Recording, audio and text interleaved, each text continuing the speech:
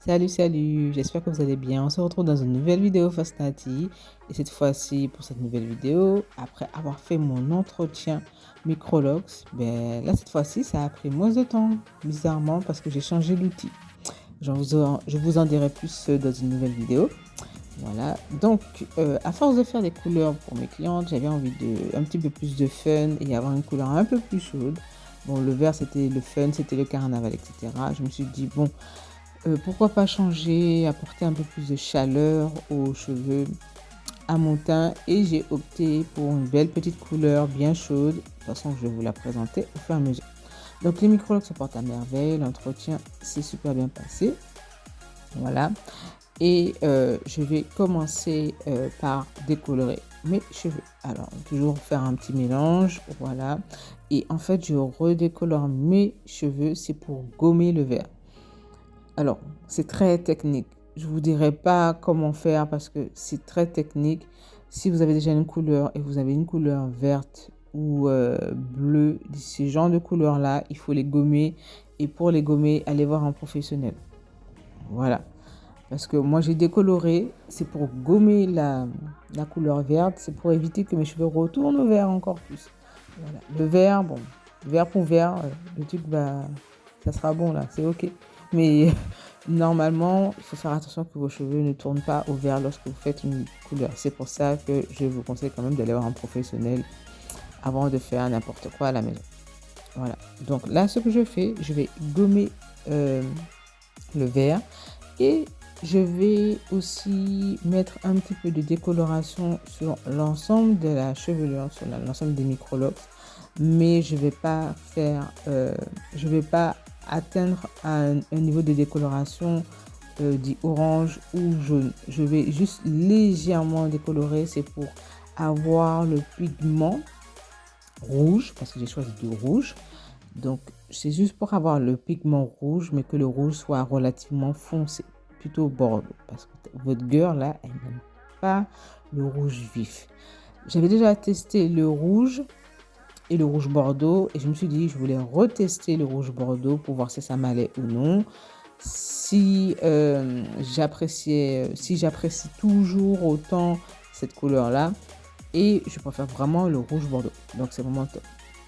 Donc après avoir légèrement décoloré, donc j'ai passé un petit peu de décoloration sur l'ensemble des cheveux. Je vais laisser poser légèrement. Donc on va dire une trentaine de minutes. C'est juste pour gommer et avoir une légère décoloration. Voilà.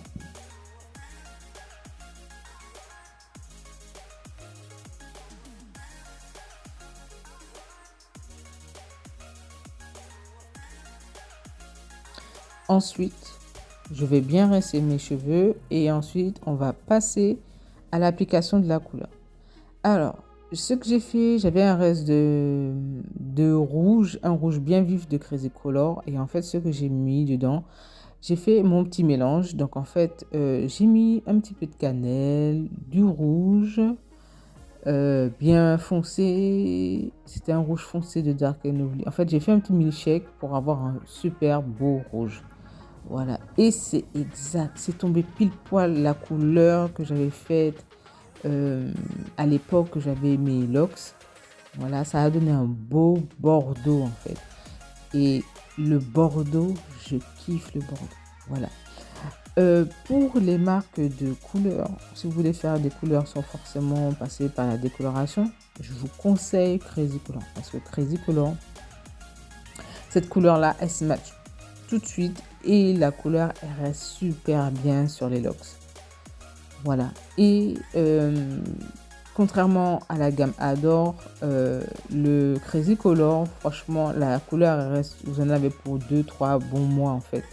Alors que le Adore, c'est un mois avec des retouches. Voilà.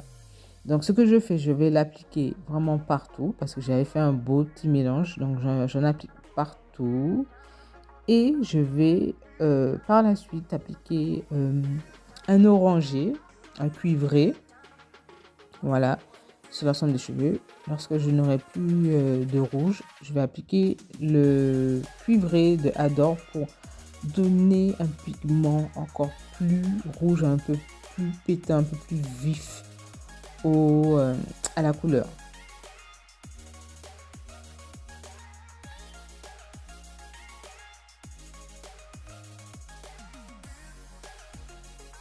Donc là, comme je vous avais dit, je vais appliquer le Adore sur l'ensemble de la chevelure pour avoir un pigment encore plus prononcé. Voilà. Donc je l'applique un peu partout. Ce qu'il faut savoir, c'est que quand vous faites de la couleur, c'est limite artistique en fait. Il faut quand même bien connaître sa colorimétrie, il faut savoir faire les mélanges, etc. Voilà, pour avoir une très très belle couleur. Donc c'est très technique. Si vous n'avez pas le diplôme, si vous n'avez pas appris, ben, c'est vrai que vous pouvez ne pas faire véritablement une très très belle couleur. Voilà. Donc je vais laisser poser tranquillement pendant 1 heure, 1 heure et demie, voire 2 heures pour que la couleur puisse bien prendre. N'hésitez pas à bien nettoyer le contour de votre visage. Si vous en avez mis partout comme moi, là, on dirait que c'est du sang, frère. Donc, n'hésitez pas à bien nettoyer vos contours pour que la couleur ne puisse pas aller sur votre visage, sur votre peau. Voilà, les oreilles, etc. La nuque, toutes les zones où vous avez mis de la couleur qui ne doit pas être colorée. Voilà, et on va laisser poser pendant 1 heure, 1 heure et demie, 2 heures.